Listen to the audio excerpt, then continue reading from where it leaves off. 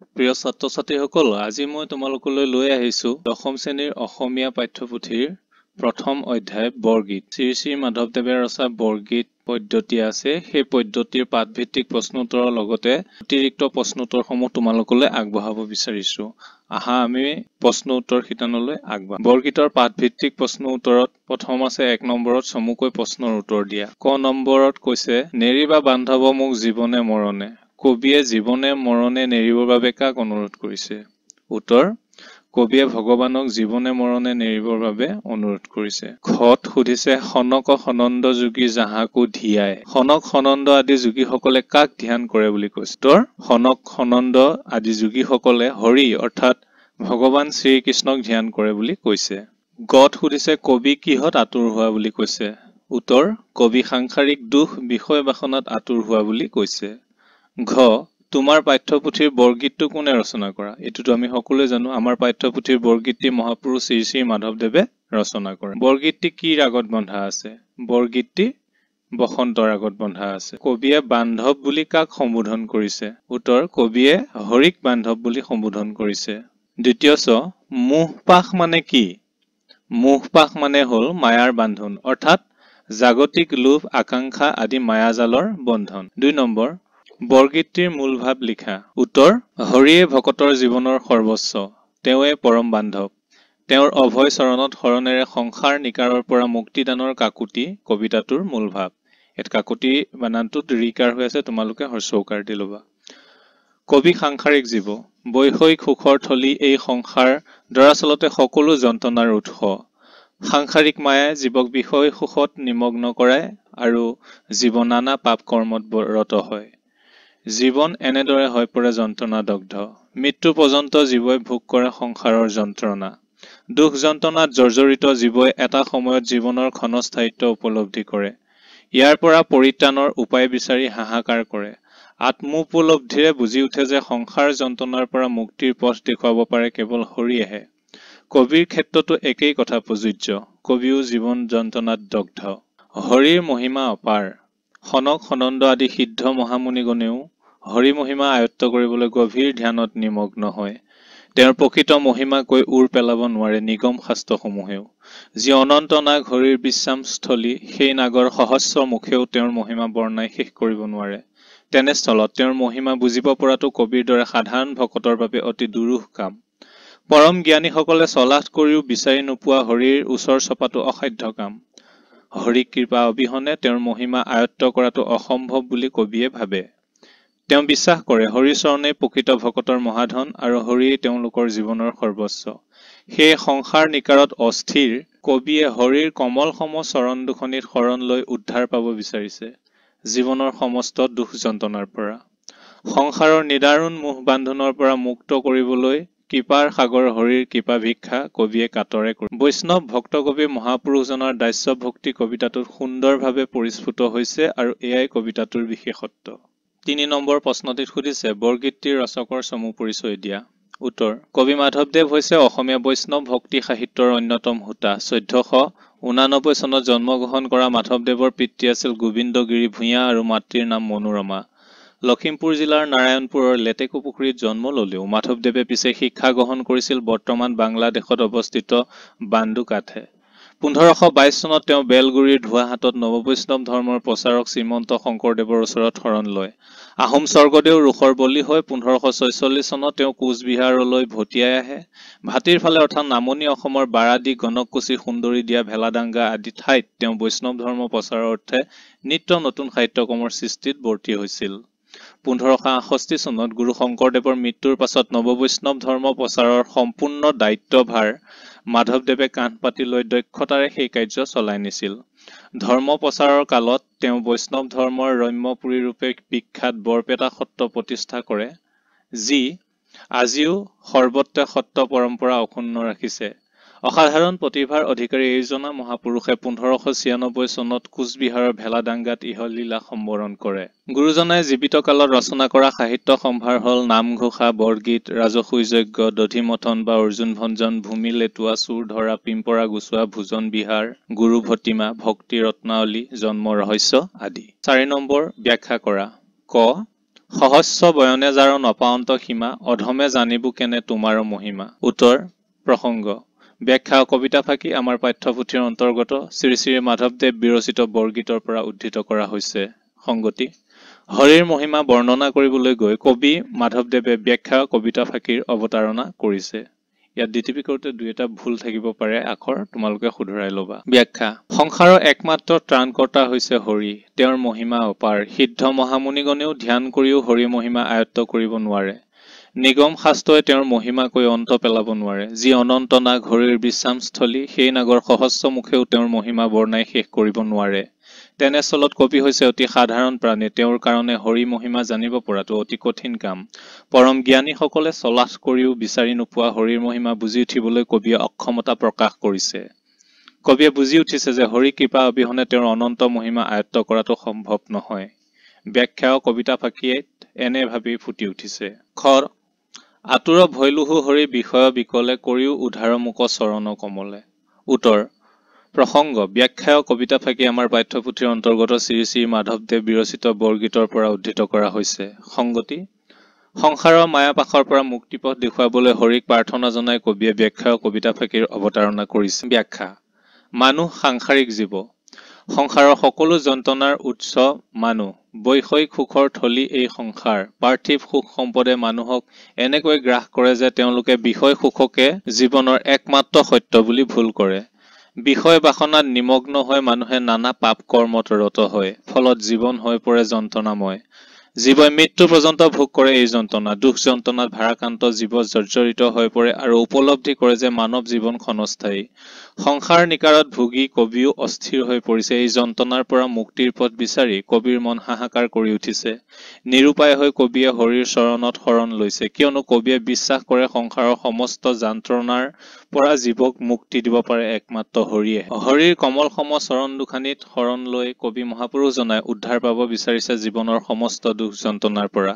এনে ভাৱ ব্যাখ্যা ও কবিতা ফাঁকিৰ মাজেৰে স্পষ্ট হৈ পৰিছে। গ তোমাৰ চৰণত দুই মোৰ মহাধন, ভকত জনেৰ তুমি হে জীৱন। উত্তৰ প্ৰসংগ উদ্ধৃত পদফাঁকি আমাৰ পাঠ্যপুথি অসমীয়া সাহিত্য চয়নিকাৰ মহাপুৰুষ শ্ৰী শ্ৰী মাধৱদেৱ বিৰচিত বৰগীত পাঠটিৰ পৰা লোৱা হৈছে।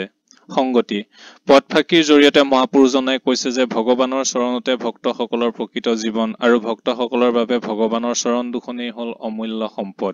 ব্যাখ্যা কবিৰ মতে সংসাৰৰ মায়া মোহৰ পৰা মুক্ত হবলৈ হলে ভগৱানৰ চৰণত শৰণ লোৱাৰ বাহিৰে অন্য কোনো উপায় নাই। সৰ্বব্যাপ্ত নিৰাকাৰ ভগৱানেই হৈছে জগতৰ সৃষ্টিকৰ্তা, পালনকৰ্তা। তেওঁ সকলোৰে উদ্ধত। গতিকে তেওঁৰ চৰণত শৰণ লাভ কৰা মানে জগতৰ মূল্যৱান সম্পদ লাভ কৰাৰ সমান। মহাপুৰুষজনাৰো এয়া জীৱনৰ একান্ত আকাংক্ষিত মহাধন, কাৰণ তেওঁ হল ভগৱানৰ একান্ত ভক্ত। ভক্তৰ কাৰণে ভগৱানেই পৰম আশ্ৰয়। সেয়ে ভক্তৰ জীৱন ভগৱানতেই সদায় সমৰ্পিত। হৰি চৰণেই হৈছে প্ৰকৃত ভক্তৰ মহাধন আৰু হৰিয়েই ভকতৰ জীৱনৰ সৰ্বস্ব। ব্যাখ্যা ও কবিতা ফাঁকিৰ দ্বাৰা কবিয়ে এনে ভাবেই সামৰিছে। ৫ নম্বৰ সনক সনন্দ যোগী যাহাকো ধিয়াই সকলো নিগমে যাক বিচাৰি নাপায়, তাৎপৰ্য বিচাৰ কৰা। উত্তৰ আগম আৰু নিগম আদি শাস্ত্ৰত ভগৱানৰ বিভিন্ন মহিমাৰ বিষয়ে বৰ্ণনা কৰা হৈছে, কিন্তু এই শাস্ত্ৰত দাঙি ধৰা বৰ্ণনাসমূহ অধ্যয়ন কৰিয়ে ভগৱানৰ প্ৰকৃত স্বৰূপ উপলব্ধি কৰাটো সম্ভৱ নহয়। ভগৱানৰ প্ৰকৃত স্বৰূপ উপলব্ধি কৰিবলৈ হলে একান্ত মনে ভগৱানক ভক্তি কৰাৰ প্ৰয়োজন। সেই সনক সনন্দৰ দৰে যোগীসকলেও ভগৱানৰ স্বৰূপ উপলব্ধিৰ বাবে একান্ত মনে ভগৱানক ধ্যান কৰে। অৰ্থাৎ কবিয়ে কৈছে যে ভগৱানৰ প্ৰকৃত স্বৰূপ উপলব্ধি কৰিবলৈ হলে গভীৰ তপ জপ কৰাতকৈ বা শাস্ত্ৰ আদিৰ অধ্যয়নত নিমগ্ন হোৱাতকৈ শুদ্ধ চিতে ভক্তিভাৱে একান্ত মনে ভগৱানক প্ৰাৰ্থনা কৰাৰহে প্ৰয়োজন। ৬ নম্বৰ বৰগীতৰ 4টা লক্ষণৰ বিষয়ে লিখা। উত্তৰ বৰগীতৰ 4টা লক্ষণ হল ক বৰগীতসমূহ 14 প্ৰসংগৰ অন্তৰ্গত। খ বৰগীতসমূহ হল শাস্ত্ৰীয় ৰাগতালযুক্ত গীত। গ বৰগীতসমূহৰ ৰচনাশৈলী বৰ্জাৱলী ভাষাৰ। ঘ বৰগীতসমূহ হল ভক্তিমূলক তথা ঈশ্বৰৰ মাহাত্ম্য প্ৰকাশক গীত। ভাষা বিষয়ক তলত দিয়া শব্দকেইটাৰ আধুনিক ৰূপ লিখা। উত্তৰ শব্দ নপাৱন্ত আধুনিক ৰূপ নাপায়। কেনে আধুনিক ৰূপ কেনেকৈ বা কিদৰে। ভৈলুহু আধুনিক ৰূপ হলু। তুমিহে আধুনিক ৰূপ তুমিহে বা তুমিয়ে।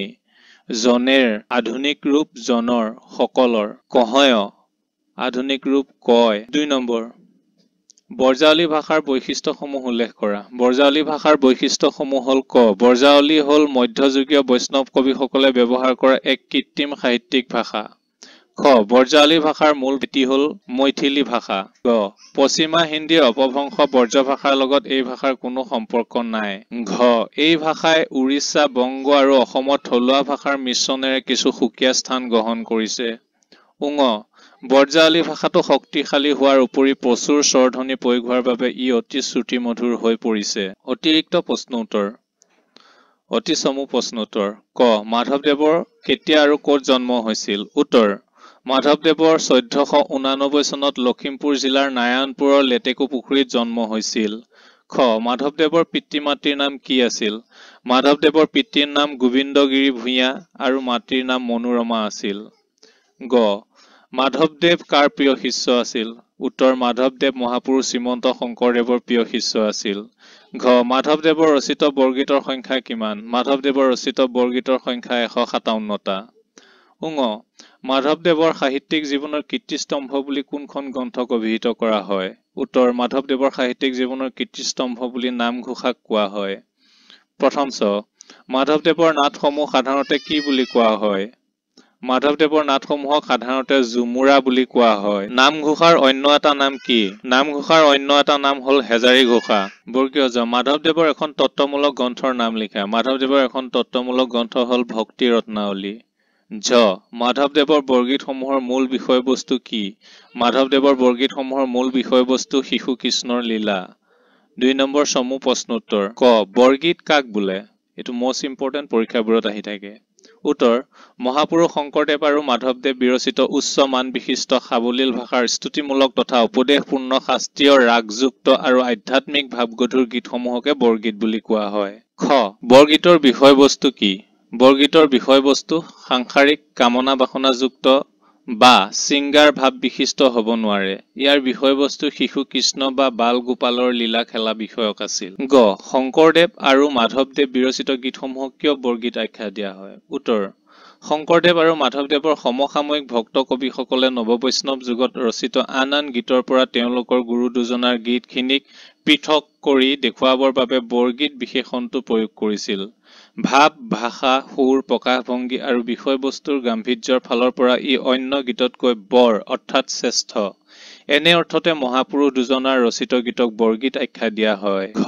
মাধৱদেৱৰ বৰগীতসমূহৰ প্ৰধান বিষয়বস্তু কি?